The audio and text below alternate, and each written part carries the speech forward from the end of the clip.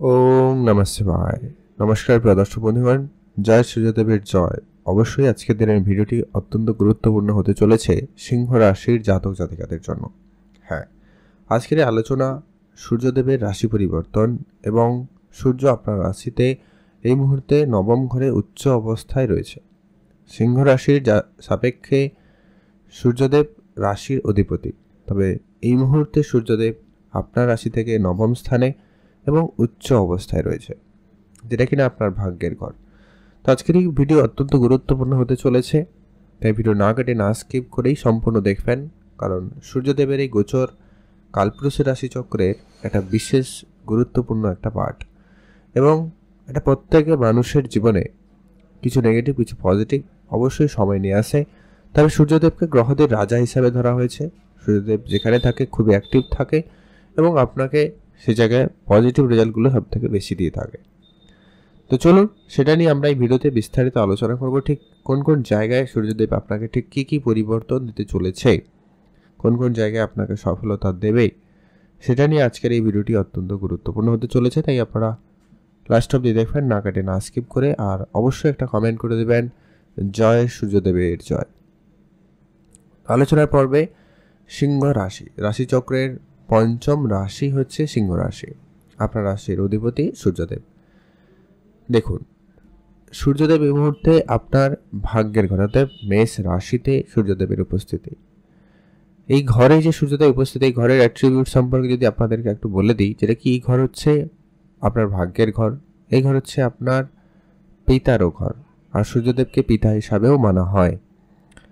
আর এই ঘর হচ্ছে আপনার ধার্মিক যাত্রা, ধার্মিক কাজকর্মের দিকটা এখান থেকে বোঝা হয়। আর কিছু বড়দের গুরুজনদের আশীর্বাদ এখান থেকে লাভ করা হয়। আর হচ্ছে এই ঘর থেকে আপনার উচ্চশিক্ষার জায়গাটাও কিন্তু দেখা হয়। এর আগে সূর্যদেবের উপস্থিতি ছিল আপনার রাশি থেকে ঠিক অষ্টম ঘরে।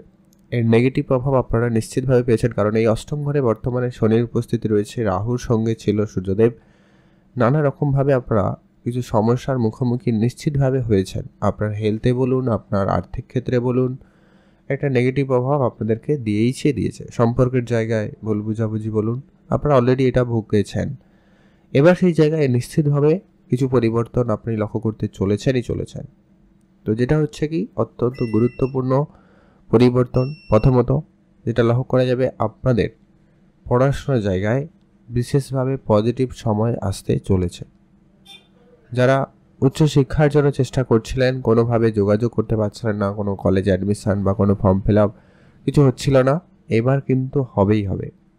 এমনকি যারা এই সময়কালে, বিশেষ করে এই 15 এপ্রিল থেকে 14 তারিখ পরিবর্তন হয়ে যাচ্ছে, অতএব কালকে পরিবর্তন করবে এবং আগামী 14-15 তারিখ পর্যন্ত মে মাসের এই সময়কালে আপনাকে বেশ কিছু সফলতার মধ্যে নিয়ে যাবে। পড়াশোনার জায়গায় যদি কোনো রকম কম্পিটিটিভ এক্সাম বলুন, ইন্টারভিউ বলুন, পরীক্ষা বলুন, কোনো কিছু দিক থেকে থাকে, তাহলে সেটা অত্যন্ত পজিটিভলি আপনার সঙ্গে কাজ করতে চলেছে এবং সেটা খুব ভালোভাবে হওয়ার সম্ভাবনা নিশ্চিতভাবে রয়েছে।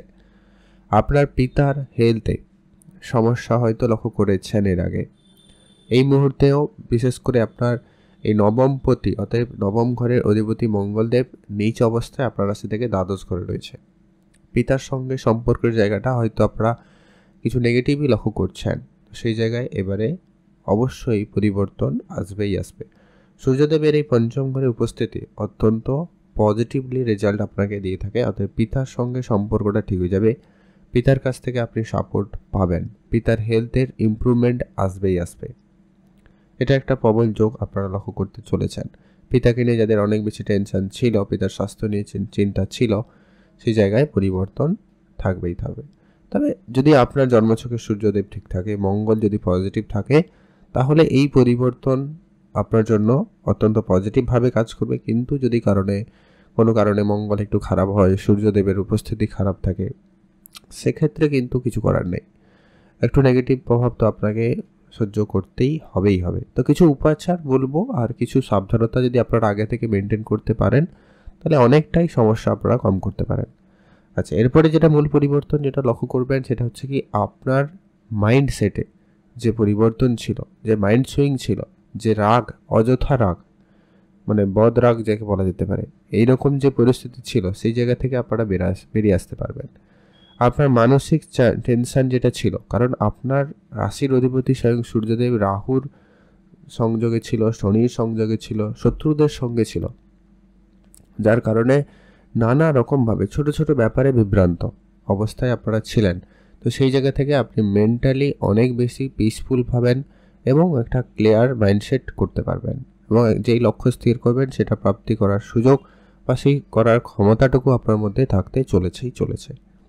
এটা একটা পজিটিভ সাইন আপনি নিশ্চিতভাবে পাবেন। আর যেটা হচ্ছে, যারা শ্বশুরবাড়ির সঙ্গে সম্পর্কের জায়গায়, বন্ধুবান্ধবের সঙ্গে সম্পর্কের জায়গায় যে নেগেটিভ প্রভাবগুলো লক্ষ্য করেছেন, ছোট ছোট ব্যাপারে রাগ ঝগড়া কথাবার্তা বন্ধ হয়ে যাওয়া, একবারে নানা ব্যাপার, তো সেই জায়গাতে নিশ্চিতভাবে এই সময়কালে আপনি কিন্তু ভালো ফল পেতে চলেছেন। সম্পর্কের জায়গাটা হয়ে গেল। এবারে আসছি আপনাদের ব্যবসাপত্র কেমন থাকবে, আর্থিক পরিস্থিতি কেমন থাকবে। সূর্যদেব গ্রহদের রাজা হিসেবে ধরা হয়েছে, ভাগ্যের ঘরে সূর্যদেবের উপস্থিতি, অতএব আপনার ভাগ্য ফুল সাপোর্টেড। ভাগ্য নিয়ে আপনাকে চিন্তা করতে হবে না। আপনার রাশিপতি যখন ভাগ্যের ঘরে, তাহলে তো কোনো কথাই নেই, ভাগ্য আপনাকে ফুল সাপোর্ট করবে। ভাগ্য রিলেটেড আপনি যে কোনো কাজে এগিয়ে যেতে পারবেন, সেখানে আপনি নিশ্চিতভাবে পজিটিভ রেজাল্ট পেতে চলেছেন। যদি কোনো শুভ কাজ করতে চান সেটাও করতে পারেন, শুরু করবেন কোনো ব্যবসা সেটাও করার সুযোগ পাবেন, নতুন কাজে জয়েন করবেন সেটাও করতে পারেন, কোনো শুভ অনুষ্ঠান কিছু করার রয়েছে সেগুলোও আপনারা করতে পারেন। এটা কিন্তু আপনাদের জন্য অত্যন্ত পজিটিভ সময় থাকতে চলেছে। কোনো বড় কন্ট্রাক্ট সাইন হওয়ারও সম্ভাবনা রয়েছে।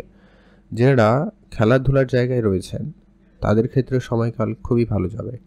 যারা কোনো রকম সিনেমা জগতে রয়েছেন, আর্টিস্টিক লাইনে রয়েছেন, তাদের জন্য সময়কাল খুবই ভালো যাবে। যারা লেখালেখির কাজ করেন তাদের ক্ষেত্রেও সময়টা খুবই ভালো যাবে।